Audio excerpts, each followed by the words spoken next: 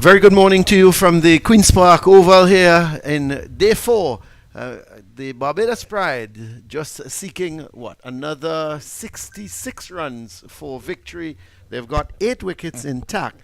So we were saying yesterday it was 80-20. I think it's 99-1 now in favor of Barbados. The 2 not-out batsmen making their way to the crease is Warrican, that is Jomel Warrican and Zachary McCaskey.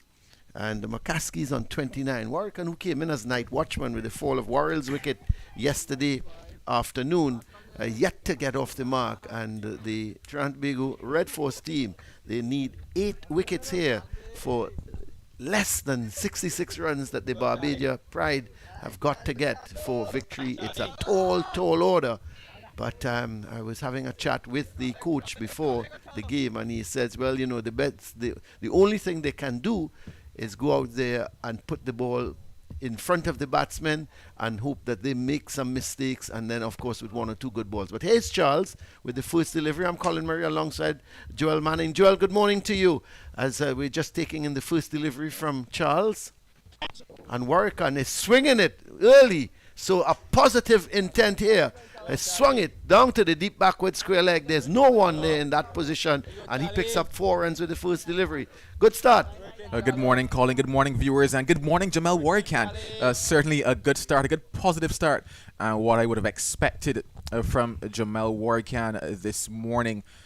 Delivery that you would have to say was on the line of the stumps, with Warrican opting to just sweep that one, getting it over the man at square leg and Imran Khan, and it went away to the boundary. Well, he's pushed back now. Imran Khan is going right back to the boundary.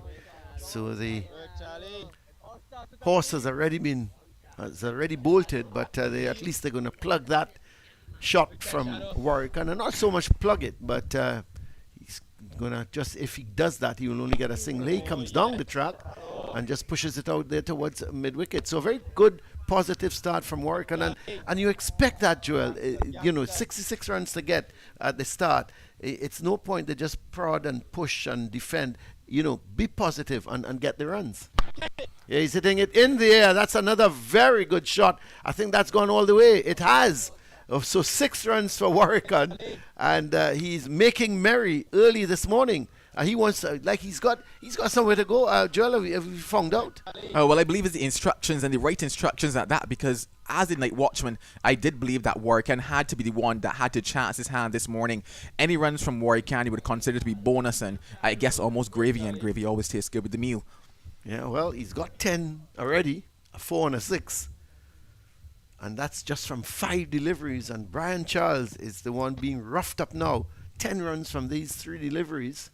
And the loud appeal goes up, and the umpire says not out, umpire right. So once again, the Trinidad Tobago players, they're standing bemused, as this was Warrican playing at the delivery outside the line of the off stump, and Joshua Da Silva, he stands there, he can't believe it, but umpire right says not out. Yeah, just sliding on there, going across Warrican on that particular occasion. The bat face open, so I can't really tell if the ball slid off the face of the bat there. So the question is, was umpire right or was umpire right wrong? Yeah, who knows? Difficult, but Ronnie has promised to get Snicko for us in the next game, so we'll be able to have a proper analysis of it. We'll, if the ball really takes the edge of the bat. So the end of just one delivery left. I thought it was the final delivery, but it's ready. This first over, we've seen real action. A 4, a 6, a huge appeal for caught behind.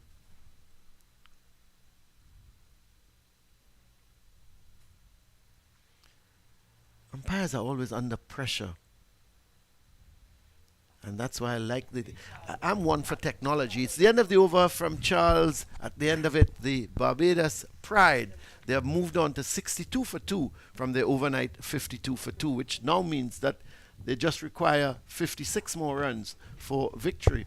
Yeah, that's one I really believe in the technology, just as I do in football with the VAR, even though we get some strange decisions sometimes when they actually go to VAR. But I really think we need to get more technology involved just to assist the umpires because that's a difficult decision, even from us looking at it from a replay. Did the ball just slide off the bat? I mean, the players tend to know, and the thing is, it didn't look rehearsed. You sometimes have players say, okay, we're going to go up a big appeal in ball number 3. That one looked genuine that as soon as the edge was taken, they all went up together. So it's difficult for the umpire. It's a real tough job. It's easy for us to sit here and say, well, he's made a bad decision or he's made a good decision. Certainly a close call on that particular occasion, but a good start, you would have to say, from Warrican.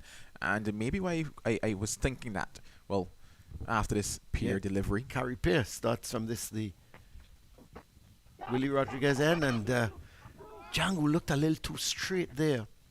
It's going to run away for 4, so McCaskey with the first ball he gets a 4, but really and truly that ball peeled off the outside edge.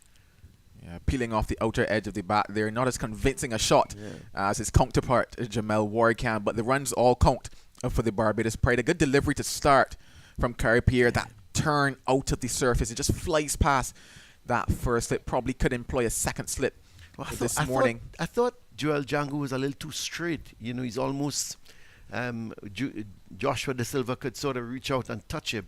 I think he needs to be a little bit arm's length away from it. There he goes now.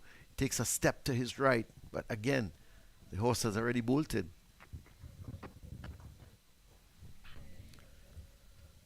Just jamming into the finger there of Carrie Pierre. I know that on occasion I've seen him with some strapping on the fingers.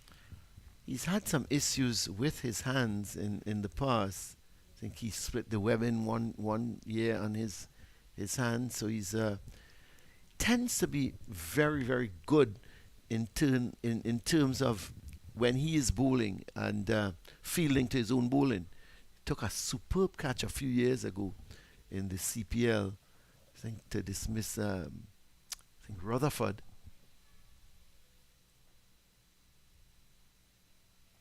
It would have gone down as one of the catches of the tournament that year.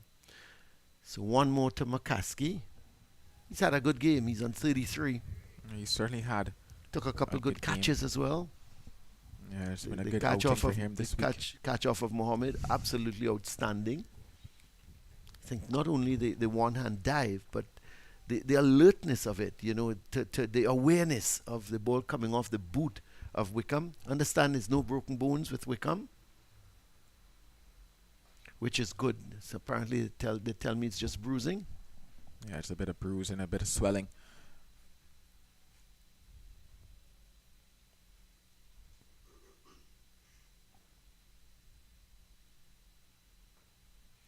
Nice cool conditions at the Oval. They're not the blazing hot sun that we've been accustomed to getting at the start of the day's play.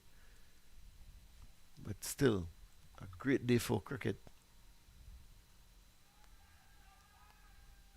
Peel goes up, umpire Gustav not interested, may have just been sliding down. So the end of the over from Carrie Pierre, just the 5 runs coming from it. So 15 runs thus far from the first 2 overs, and the Barbados Pride will be very happy with that. They certainly will be very happy, and here's where I think that Trinidad and Tobago Red Force probably has missed a slight trick on this particular occasion. From the time I came to the venue, I was pretty sure that it was Jamel Warrican that was going to chance his hand, take a swing for it, and try to get some very quick runs early in the morning, and as such take any pressure off anybody else that might have to come to the crease this morning. And because of that, I was considering, yes, that Brian Charles would bowl at some point, Carrie Pierre would bowl at some point, but I just thought that maybe you could have thrown the ball into the hand of Anderson Phillip this morning just for a 1 over or 2 over at Jamel Warrican, given that there's just that slight chance of maybe getting Jamel Warrican early, and the other batters might be just a bit more reserved in their stroke. But like I said, every run off the bat of Warrican is bonus for them at this point.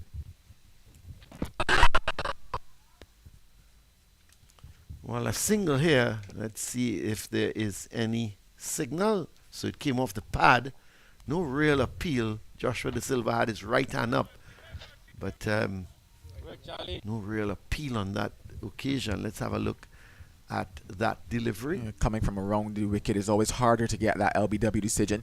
It did pitch on, you would have to say, but the amount of turn it had there, height probably wasn't the question, but a lot of turn coming around the wicket there for Brian Charles. Certainly spinning its way past that leg stump.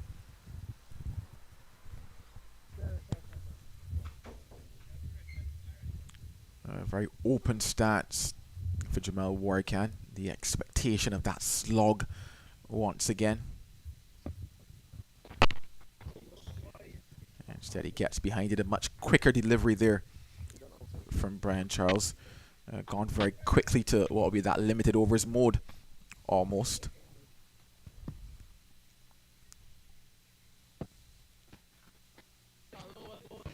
So Warrican back in defense as the sun is back with us now. Nice bright sunshine. Certainly out in all of its glory here at the Queen's Park Oval. So there's a long on and a deep mid wicket, just about 3/4 way back to that mid wicket boundary, and then there's that deep backward square. So they're covering the slog sweep of Warrican if he decides to go for it, because he's not the kind of player that you expect to work the ball around and look for the gaps in the field. He's going to go hard at Charles if he does. But I think he's done the damage in the first over and he's settled back down now. So the end of the over from Brian Charles, at the end of it, it's 68 for 2. Charles has completed 11 overs, 2 for 22. Remember, the target is 118. He's certainly done quite a bit of damage quite early and actually put Charles off of his lines as well, because the first delivery that he bowled swept away for 4. The very next delivery swept for 6, or rather dragged for 6 almost, and it was kind of where I guess Charles would want to bowl this morning, but to the more recognized batters who will come and play that correct technique and what's not. Hence why I just figured that maybe it could have been Anderson Phillip to come and just try to bowl down Jamel Warrican this morning and then allow your spinners to settle in to their rhythm at the more experienced batters, the one that I guess have a bit more pride in terms of their score and in terms of the fact that they might not actually be as positive because they're thinking, okay, I want to be not out here at the end of the day because that's what my team expects of me. But in terms of Warrican, whether or not he gets out here now or later, it will not matter to the team as much. Well, Carey Pear is going to continue. When I was walking across the ground, Joel, I saw Jaden Seals doing some fitness work and trying to get himself match ready, or just fit, forget about the match ready, as a first delivery from Pear. So I had a little chat with him, asked him how his recovery is going, and he said he's maybe about 90% there. He said the physio is very, very happy with his recovery at this particular time. He says, he's thinking of getting a game in sometime later on, but he's not going to rush it. He's really targeting the Indian series when the Indians come. So he's looking to cut. Luckily, he didn't get a touch onto that. McCaskey looks, he doesn't look his normal self today. His start, he's a little bit scratchy, isn't he? And he was saying that is his target for when the Indian cricketers come to the Caribbean. Good to see Jaden Seals back. It's such a promising start to his career. Certainly, he did mention that he would hope to be jogging by Friday. Today's Saturday, so he's not too far off with that. That's right. But yeah, just in terms of this start from Zachary McCaskey, I think it goes back to just the point I was mentioning in terms of him being what is a recognized batter and a bit more pressure on his shoulders and the inability to play as freely and thought-free as a Jamel Warrican at this stage. He has to think a bit more and preserve his wicket almost. He has to be that mainstay. And yeah, you're seeing it here in terms of him feeling a little bit, but it's just a case of getting back into the rhythm that he would have had yesterday evening and on day number 2.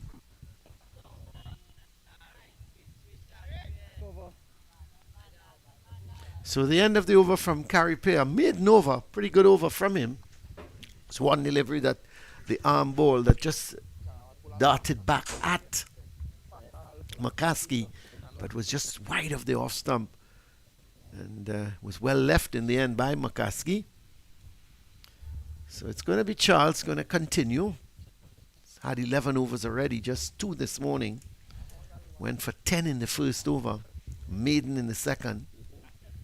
See Bravo having a word there with umpire Wright, probably saying, you're not seeing the edges.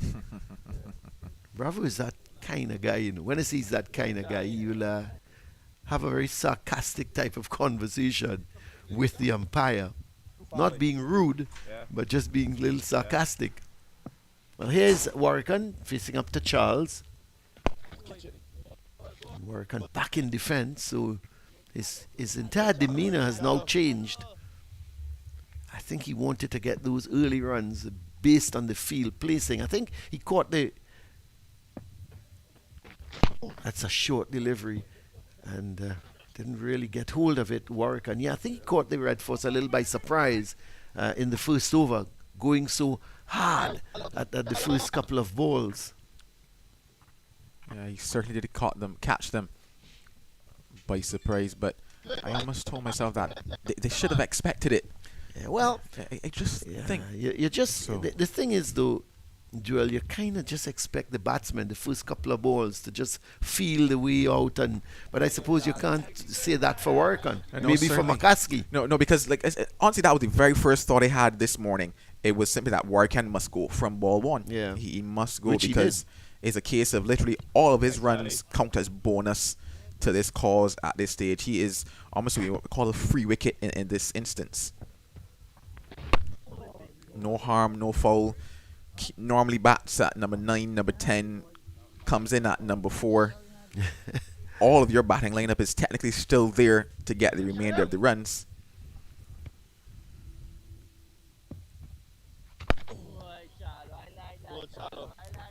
He's just causing Charles now to bowl against what naturally he would want to bowl on this surface. The longer Warrican is there, the harder it will be for the Trinidad and Tobago Red Force to really force a result in their favor. Yes, the odds are stacked up against them, but there's still that outside chance. It sounds silly, but Warrican might be the key. Well, that's interesting. The end of the over from Charles, another maiden over. So the last couple of 3 overs or so, there have been 3 maidens. Just a leg by from Charles's previous over, but certainly the 2 batsmen now a little bit more circumspect in their approach and trying to just milk the runs as they go along. Yeah, certainly that driver's seat comfortable position right now. The Barbados Pride 68 for 2.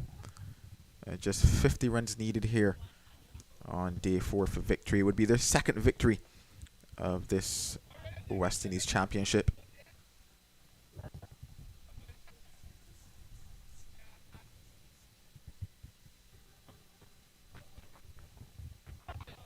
Runs for him, but just a single because there is a man positioned out at the deep point, just about 3/4 way to the boundary. Jason Mohammed is the man out there, and they just able to get a single. So McCaskey goes to 35. In terms of taking the wicket of Warwican, I think that Pierre could be the one. Runs for him because he's flicking it towards a mid-wicket. There's no one there, and they are able to pick up 2 runs. Mohan had to give chase from forward short leg as badly lined from Pierre. He's got 2 slips, a point, cover point. 2 slips, a backward point, cover point, short extra, and a mid-off. You need to keep that ball away from the middle stump. You just got to start outside the line of the off stump, or just maybe on the off stump, and turning it away from Warrican. Yeah, certainly along that off stump line, but I might probably just ask point to take 2 steps back, and mid-off maybe to take 2 steps back, and pretty much just invite Warrican to once again go for that shot, but with the ball turning away now. Warrican probably not the best at going over cover, so I might expect that ball might peel into the air.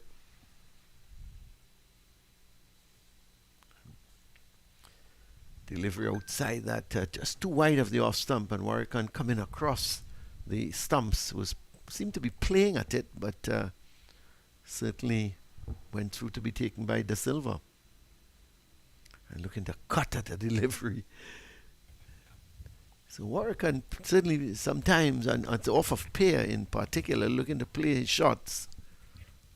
He's a little bit more watchful against Charles. This time he's in defense. I think in terms of the Charles scenario, he's just waiting for Charles to attempt to go back to that length that he bowled on the first delivery. Again, looking to cut, and he doesn't make contact. The end of the over from Carey Pair, 3 runs coming from it. So the Pride, they move up now to 71 for 2. And, they target 118.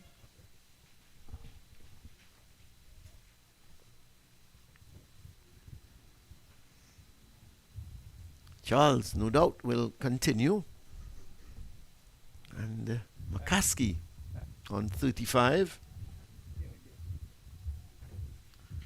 So he's had a really, when you look at the scores from all the various batsmen on both teams, this is a man who got 92 and is now 35 not out.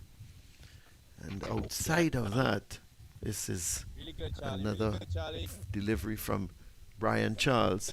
Outside of that, Mohammed got 55, Webster 46, Primus 53. So you have to think this man is comfortable, even in the second innings for the Red Force. Gooley 35, Bravo 36. So you have to think that this man has mastered the batting conditions here. And it was certainly not difficult batting conditions, been good batting conditions, but I just think the application, particularly from a lot of the batsmen on both teams, left a lot to be desired. Yeah, certainly Zachary McCaskey put up his hand here on this particular occasion. Catch it, Vic. Warwick just stood there, didn't seem to wait on that ball to turn. Not pushing out at it.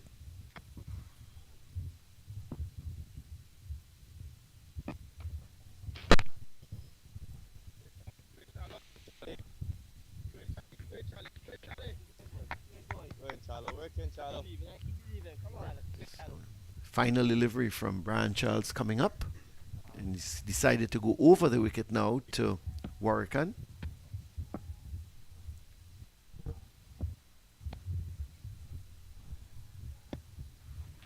Oh, he's come down the wicket and he's bowled him. Well, he's lost his patience, and the first delivery over the wicket from Brian Charles, Warwick came down the track, head was in the air, and he tried to hit it somewhere beyond the Queen's Park Oval.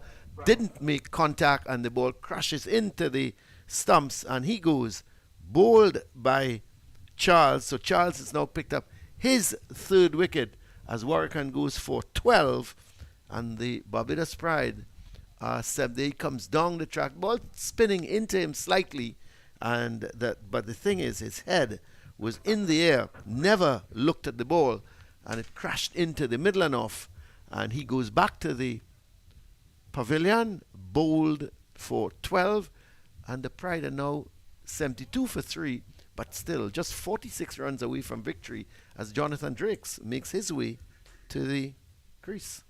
Yeah, Jamel Warwick doing the job that he was asked by his team and doing it quite well. I would have to say, like I mentioned, any runs off the bat of Warwick today was bonus. They would have accepted 1, 2, they got 12 off the bat of Warwick, and 12 less for your recognised and experienced, in inverted commas, batters to get here on the morning of day number 4. I think that is here now, because I mentioned that I did believe that Warwick held the key in terms of this morning, and it sounded silly, yeah, but because Warwick was the one that could have played with the freeness this morning and not really have to care in terms of his average, who's going to judge him when he gets back in there, anything like that. The guys now coming to the crease, they have that pressure on their shoulders. And I just think that here now is where Trinidad and Tobago Red Force need to seize the opportunity. I don't think that they'll probably bowl them out for less than that 46. However, I think they could get very close and make a very competitive moment. Yeah, get a couple of wickets and have the Barbados pride. Maybe just questioning themselves. Yeah, and I think here now is where you can actually go back to the pace and lines and lengths that you should be really bowling on this surface. And that is a good pace there from Carey Pierre. The starts or the looks of a good pace. And you saw the ball grip and turn. I think this is the moment that he could probably seize and cause a mini slide. But not bowling that. Yeah. Well, McCaskey looks pretty comfortable at the moment. I think he's another one that holds the key. If they get him within the next couple of runs, I don't think Barbados will panic, but they may be questioning one another and saying, look, you got to stay, you got to get the runs, don't get out. That kind of conversations will be had in the dressing room. Yeah, this morning there's certain guys that, yes, they know that at some stage if wickets fall they have to bat, but their expectation is that they should not be required. And as such, if you could bring those guys to the crease, the guys batting at 6, the guys batting at 7, who have the pads but have no interest in padding up, if you could get them to the crease and cause them to have to think about actually having to be out there and get their team over the line, things start a little bit different. I think back very quickly and not long ago, in terms of a week ago, to that Leeward Islands Hurricanes game, and Barbados being 57 without loss, 59 for 1. And then all of a sudden, I remember having a conversation with Dowrich, and he was saying, well, I got to go put on my pads. And by the time he got in there and didn't even get a chance to get back outside, he had to be walking into the middle. Yeah. And the same thing happened for everybody else after him. You know, if you can begin to cause those types of slides and play that type of pressure, you just never know, because at no stage did we think that Barbados Pride, who scored 322 in the first innings, would be 78 all out in the second innings. Very true. Well, it's we see they're bringing in a helmet because they're going to put Drakes under some pressure. That's good stuff. This is what needs to happen. 45 to win. At some stage, we all know we're going home, and there will be a result in this game. And as such, it makes no sense just hanging around and hoping. Drakes has played a couple loose shots. Like I recall his debut playing against Permal, having a sweep. You know, in certain types of pressure situations, you just never know what guys might do. But even in the first innings here, holding out to mid-on, sending the ball straight down the throat of mid-on. So it's good pressure now because there are 2 slips, a silly point, and a forward short leg. Now or never. Oh, that's not a good ball. Full toss. And clipped away through the mid-wicket region. Anderson Phillip is after it, and they pick up 2 runs. That's not a good delivery. You want it in front of him, just on the off stump, turning slightly away. Pierre just a little bit too full. So that would give Drakes a little bit of confidence, but still under some pressure. Runs again. There's going to be 2 more for Drakes.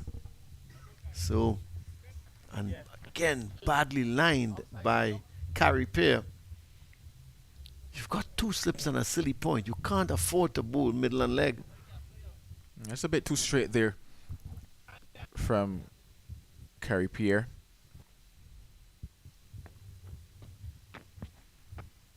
That's a little better, but still, look, they go through for an easy single again. So it's honestly, it's not been a very good over from Carey Pierre. You got a new man coming in. Got to put the ball in front of him, just on or around the off stump. He must be tentative because he's got that silly point in front of him, and he's got the 2 slips. The end of the over from Pierre, 78 for 3. The Barbados Pride, they require 40 more runs for victory. Yeah, Carey Pierre, as you mentioned, not particularly key. Just starting a bit too straight. Obviously, that full toss in the mix as well. But when I think about Jonathan Drakes and the type of shots that he's played and how he's gotten out across this tournament, you know, as I mentioned, I do think that Carey Pierre poses a great option and a great challenge. However, starting just outside that off stump, getting that ball turned away and getting him to leave a couple on the turn, and then that ball that we've seen Pierre bowl quite often, that ball that angles back in, probably just a bit flatter as well. Hopefully it keeps low on the surface from them as well. And I just think that I could trap Drakes in front as well. But it needs to be a disciplined bowling performance this morning.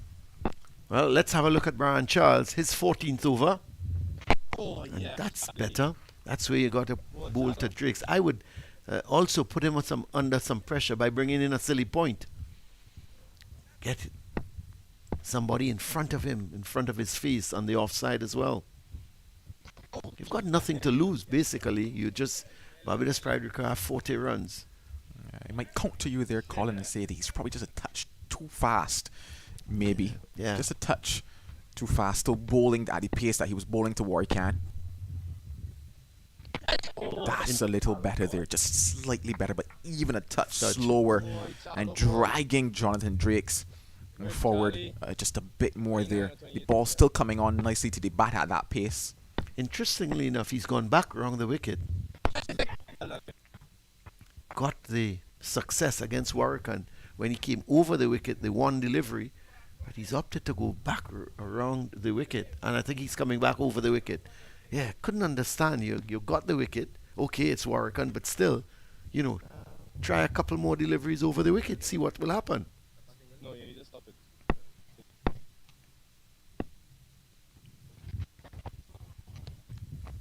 A little too short, but again, getting some spin, but that was coming onto the bat very slowly and gave Drakes enough time to get into position and look at that ball as it turned into him.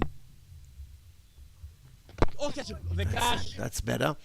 Well, they pick up a single off the last delivery, so it means that Drakes is going to have to face the next over, most likely from Carrie Pear. I'm wondering if they're going to be thinking of Imran Khan at all at some stage. They've got to do it now. Could very well be now or never for Imran Khan because it's 39 now needed. And Drakes is on 6. McCaskey's on 37. And I'm going to leave you for a while. Joel and Marcus Daniel is going to join you. No problem. Interesting proposition with the potential introduction of Imran Khan.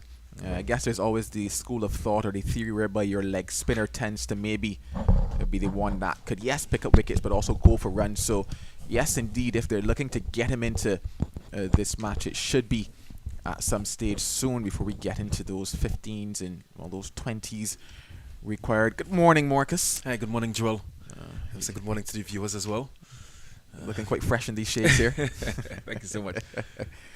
Yes, it's a matter of when and not if in terms of Barbados taking this contest. Oh, you say that quite confidently, Marcus, as if you've checked in with the scribes and storytellers this morning. Just looking at how things would have gone this morning. McCaskey once again, being that a rock at the top of the order there for the Pride. Still on 37 to go with his 92 in the first innings. So Warwican attempting a huge slug, losing his wickets and giving Brian Charles his third in the innings. I think the idea here from the Red Force is just to make it as hard as possible for the Pride. You say that, but I know this great, glorious game of cricket is full of its uncertainties, its plots, twists, and turns, especially when it comes to Caribbean drama. So I haven't written off the Red Force just yet. Obviously the unlikeliest of comebacks, but it will take a Herculean effort and one man who would hope to be strong enough for the task, Carrie Pierre, to continue. That one just sneaking under the bat of Jonathan Drakes on that particular occasion. Another beautiful day here for cricket, the Queen's Park Oval.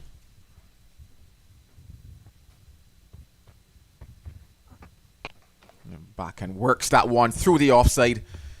He looks to have the legs to get to the boundary, and indeed it trickles over there now. So 4 runs off the bat of Jonathan Drakes. There's a good shot there by Jonathan Drakes. Let's get him back using the depth of the crease and punching that one. I think it was all timing. It won the race to the boundary. I think it was Mohammed in hot pursuit there. And you see the replay. Carrie Pierre just a little short and giving Jonathan Drakes enough time to get back there and punching that one for 4. And that further reduces the target for The Pride is now down to 34 runs.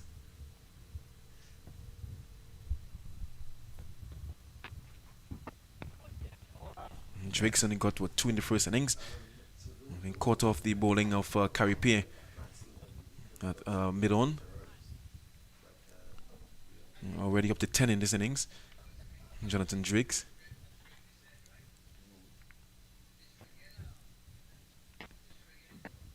Edged, but this one runs past the diving arm of Tion Webster at slip, and that too will make its way into the boundary. So 4 more to Jonathan Drakes and 4 less for the Barbados Pride to get. A bit fortunate on that occasion. I think he played it well, soft hands, and it went down to the guy on the second slip. Gets 4 runs, and looking at the replay there, pushing forward, and just in front of the left hand of Jed Gooley. And 8 runs already in this over.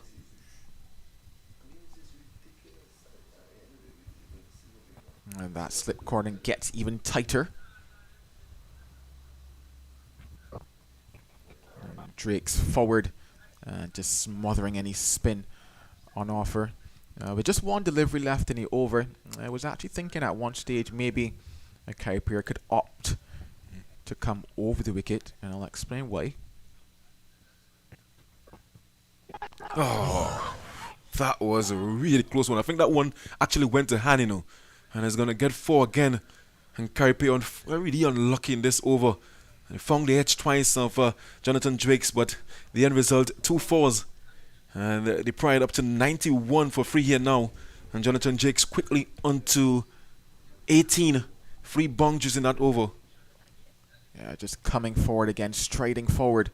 Was Drakes, and this time just drops maybe just in front of that big toe of Tion Webster, unable to grab it, even though they took a step up the previous delivery. He actually, in fact, also took a step to his left as well, just dying in front of him.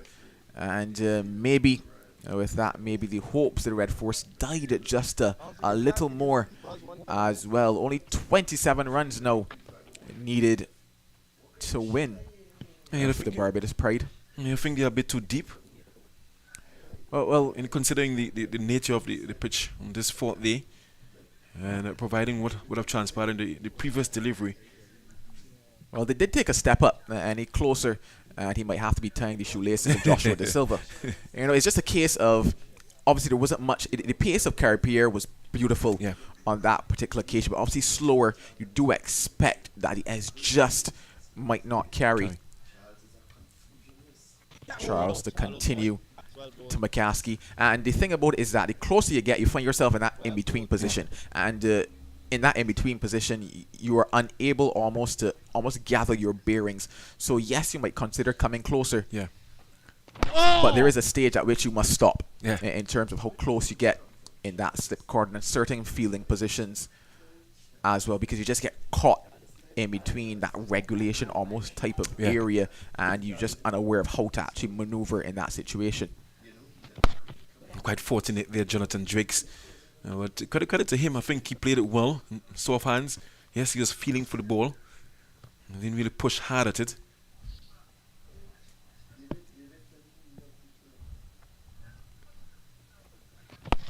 Oh, that one.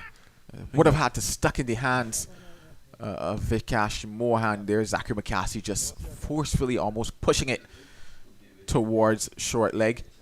And you do say that you need a little bit of luck in these situations, but none so far for the Red Force. Brian Charles into a good spell. 3 for 24, 6 millions into his 15th over. Worked away nicely as McCaskey once again flying past Vikash Mohan at short leg, who at this stage must feel like he's just there as a statue. 92 for 3 now. The Barbados Pride, 33.5 over has been bowled. 26 required. You're looking at who may be your man of the match in this one.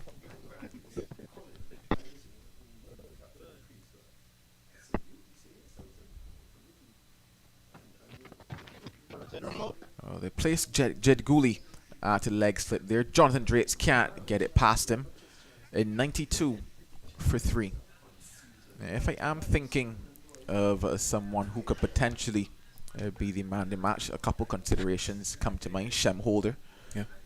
for his bowling performance. I believe it was 9 wickets that he's picked up And 9, 5, in this 4. game. Yeah. And he, to my mind, is the key destroyer, the person who's really set up things for the Barbados Pride, especially coming out of day 1. However, Zachary McCaskey, he was the anchor and the person that allowed them to really bat through. Yes, Rashawn Permas got some runs, but it was really because of the innings of Zachary McCaskey. So those are the 2 players that I'm thinking about in terms of a potential person for man of the match. Should Zachary McCaskey carry his bat throughout this innings, maybe I might be inclined to say him, but still I do think that it is Shem Holder that has stood out and has been the real decision maker here in this innings, or rather in this match. And because of that, I might tell myself that I would give it to Shem Holder for his 9. Maiden first class 5 wicket haul, picked up 4 to really keep the Red Force under pressure. I would say Shem Holder. Yeah, I have to agree with you there. Imran Khan has been introduced into the attack now. He's replaced Curry Pierre. Yeah, Shem Holder 9 wickets for 134 runs. And that's his match figures. McCaskey still there, 92 in the first innings. He's on 38. Comfortable single to McCaskey, who really made it look easy in his first innings. From about maybe 65, 70 or so, he started to just work the singles, as you would say, milk the bowling, and eased himself towards that 92. It was interesting when I talked to him about how early out he started to milk. He said maybe 1 or 2 deliveries he could have smoked before at some point. But that is all hindsight. That's all hindsight at this stage. But I told him I was thoroughly impressed with the concentration. I think that was really the factor for me. Yes, it would have been nice to get 100, but in terms of looking at how he actually applied himself at the crease and concentrated for an extended period of time to actually, like I said, milk the bowling and get those singles from as far out as 70 in towards the 90s. I said that you can take that now and use that as your benchmark and your gauge for how to score runs. Words of wisdom there. A really active young player. I was really impressed with his front foot play. And he's on 39 there with 25 runs needed for victory. No doubt he may be eyeing up another half century in this game.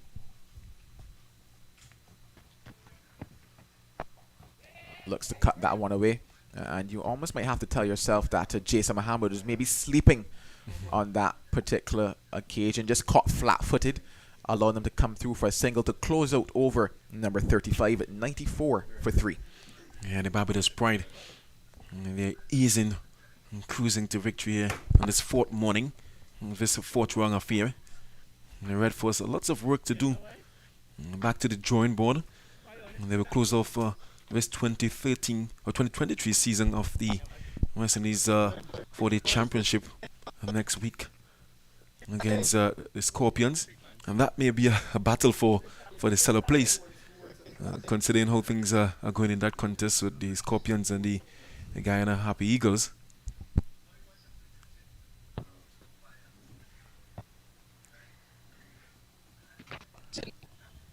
Can't get it past mid-wicket. Amir Django doing the fielding on that particular occasion. John Drake still looking to be quite positive. Charlie.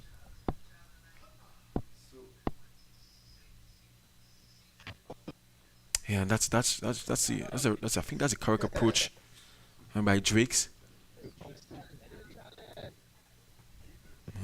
Charles into a really good spell.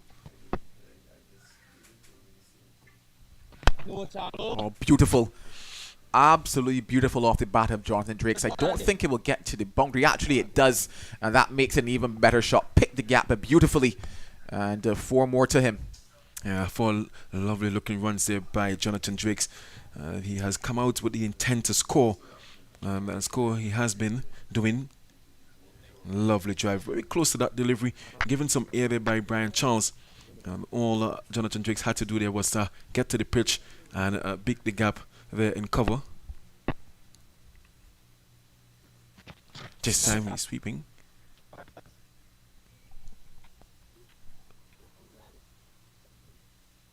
Fielded there by Imran Khan. Go ahead, Charlie. Opting now to come around the wicket is Brian Charles.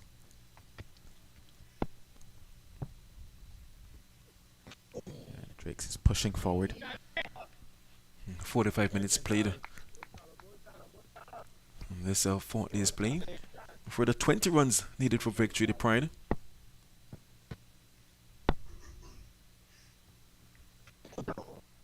Good feeling.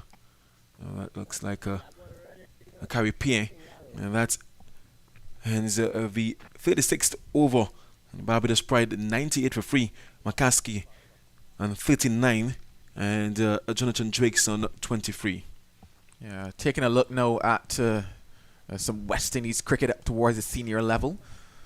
79 for 6 I see on the screen, but I've just refreshed and I saw 84 for 6 is the current score. 8.5 overs bowled that game, rain affected, and reduced to 11 overs. So that's actually a T20 match for those of you following there. Over in Guyana, Jamaica Scorpions 198 for 3. They're chasing 400 plus for victory. Oh, given some air and beautifully mastered into the gap by Zachary McCaskey. Oh, that is a shot of class and a shot of skill from the young man. Yeah, I think that ball delivery got what it deserved. A full delivery, a loose delivery there by Imran Khan. And a man in form. He's not going to miss out on that at all. Already the partnership up to 30. McCaskey now on 43. He's no doubt eyeing up another half century in this match. That also brings up the 100 for the Barbados Pride. 102 for 3 in the 36.1 overs. So easy going, good going for them this morning. Steering the ship towards the promised land, you would have to say. Gone again, and this time it's going to be the maximum result for Zachary McCaskey. Threw his hands at it, good connection, and all the way over long off for 6. And there's Zachary McCaskey putting his hand up for that Man of the Match award. He's now up to 49. That's a lovely shot. Good flow off the bat, and Imran Khan giving it some air again and trying to invite that big drive. And yes, that's McCaskey. He's showing that he's in good form in this match. And that's 6 runs. He's in a hurry. Well, the hurry continues. Won't get to the boundary this time around. Anderson Phillip doing the fielding. Just a single there. But that is another 50 at the first class level for Zachary McCaskey. So back-to-back 50s in this match. Congratulations, young man. Yeah, congratulations, Zachary McCaskey. I'm going to leave here today with his name on my mind. And I'm going to try to follow his remaining matches. He looks really good. Really, really good knock here. Good half century once again by McCaskey.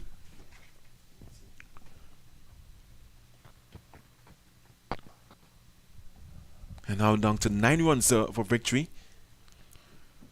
Yeah, single figures required now for the Barbados Pride. We questioned how long we would have to be here today, but it's been a pretty short order, you would have to say.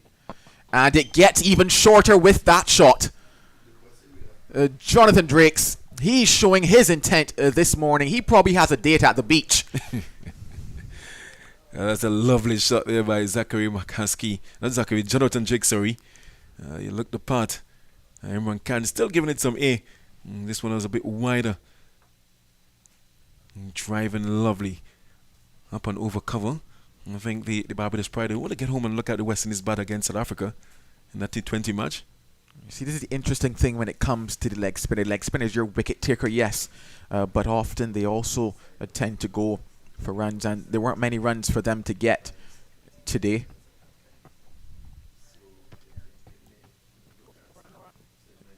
Down the leg side, stopped by De Silva. So the end of the over, an over in which Zachary McCaskey brought up his second first class 50, 113 for 3. Just 5 runs now needed for victory. Yeah, that's one hit away, the Barbados Pride. I mean, they came here this morning and knowing that the target wasn't much to get today, but they still needed to get the runs, and they came out with that positive intent, led by that man again, Zachary McCaskey, and joined there by Jonathan Drake. 27 from 29 balls. And they have done it easily against the Red Force here. 4 runs, and in fact 5 runs again for victory. And could this be the over in which they achieve that?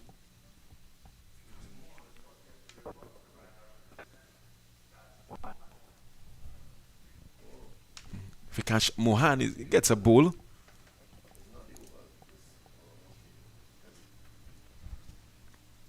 Well, Vikash Mohan, the first time he'll be bowling in this match. The interesting task of maybe picking up one before they get over the line.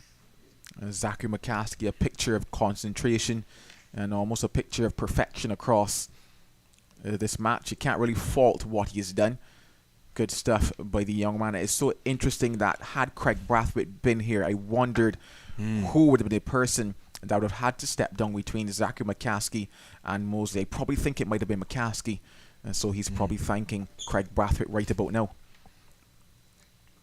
I spoke earlier in this match about the opportunities given to these youngsters.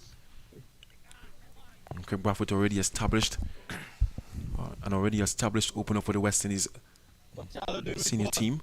And McCaskey is showing his potential here, putting his name in the selector's mind. Yeah, just a few conversations going on surrounding the ball at this moment. With 5 runs to get, I think we just use this ball and get over with it, to be quite honest. Or in fact, maybe something on the hand of Mohan, because I could hear somebody talking about webbing. Oh, I'm hearing it as well. What brand ball?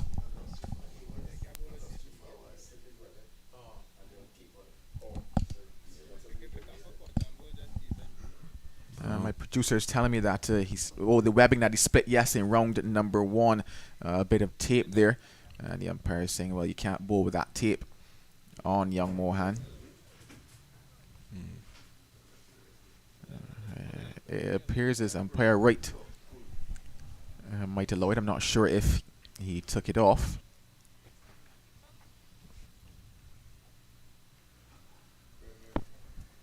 So 5 runs needed here at the Queen's Park Oval. And that will be 4 of them. Zachary McCaskey says, I'm not here to waste time. 117 now for 3. Scores are tied and 1 run to win. Yeah, I think they planned this attack perfectly, the Barbados Pride. And they recognize that the Red Force bowlers and the fielders, they are a bit flat. McCaskey and Jonathan Drakes, they have taken advantage of that in the last 3 or so overs, and they have rushed the score along, and the scores are now tied, I believe, 1 run away from victory. And it would be that feeling of joy for McCaskey if he's the man to get that 1 run for victory. It certainly would be a good feeling for him. So just 1 run now needed for victory. And that won't be it. Another delivery to be bowled. Another minute to be spent here at the Queen's Park Oval, the beautiful Queen's Park Oval. They've made it to the promised land. There it is, a victory for the Barbados Pride. They win by 7 wickets here over the Trinidad and Tobago Red Force. You would have to think quite a commanding victory on the morning of day 4, and quite fitting that the winning runs have come off the bat of Zachary McCaskey. 92 in the first innings and 55 not out, steering the ship home and collecting valuable points for the Barbados Pride. Much deserved victory by the Barbados Pride since the first day's play. After losing the toss and being able to skittle the Red Force out for 203, they have been on top in this contest. They have gotten over the line here with just over 55 minutes played this morning. And congratulations to Barbados Pride, congratulations to the management, congratulations to the captain. Much to ponder for the Red Force. Yeah, a lot to ponder, especially as it pertains to that batting and having a lot more batters stand up and be counted at this level. Yes, there is a talent. Yes, some guys got starts, but no one really carried on in the manner that we'd have seen maybe Bravo in the rounds previously, getting to what we call those landmark figures, getting there and spending a lot more time. And certainly the Red Force will know that there is some work to be done. As I mentioned, they have the crop of boys maybe required to do it, but Why aren't they doing it? They're probably wondering. Just looking at that scorecard for the Barbados Pride, 118 for 3. That target for them, 118, and they got there quite easily in the end. The not-out batsman, the star of the show, the standout, Zachary McCaskey, 55 not out of 88 deliveries. Shane Mosley went yesterday for 17. Rashawn Worrell went cotton bowl off the bowling of Brian Charles. This morning, Jamel Warrican, he had a bit of a flurry, a bit of a rush, raced him to 12, and then he departed. And Jonathan Drake's the not-out batsman, 27 not out to him. The bowling figures, Darren Bravo, he got things started for them. He didn't pick up any wickets. Neither did Anderson Phillip. Curry Pierre, he bowled 13 overs and he picked up none as well. 3 though went to Brian Charles, the only man to pick up wickets in this second innings. Imran Khan, he bowled 4, and Vikash Mohan just the 4 deliveries for him. So news here at the Queen's Park Oval, victory on the morning of day 4 for the Barbados Pride. So not too long a task for them. Very quickly looking at scores around the region as action is still going on in other matches. Jamaica 208 for 5. Don't forget they're chasing roughly about 450 for victory. And over at the Brian Lara Cricket Academy, 132 for 8. The Leeward Islands. So we could possibly be in for a little bit of last minute drama there at the Brian Lara Cricket Academy. Can Windwards chase down that target? And if they do, they'll be on the heels of the Ghana Harpy Eagles and set up quite an interesting contest for round number 5. But from us here at the Queen's Park Oval, it's been wonderful coming to you on behalf of the 360 production crew who has helped us all throughout this match. I think they love me for that and not Colin. Thank you for the doubles, guys. It's been amazing. My name is Joel Manning. Alongside me was Marcus Daniel and Colin Murray. We've certainly enjoyed being here at the Queen's Park Oval for round number 4. And until round number 5, have fun, watch cricket, eat some more doubles.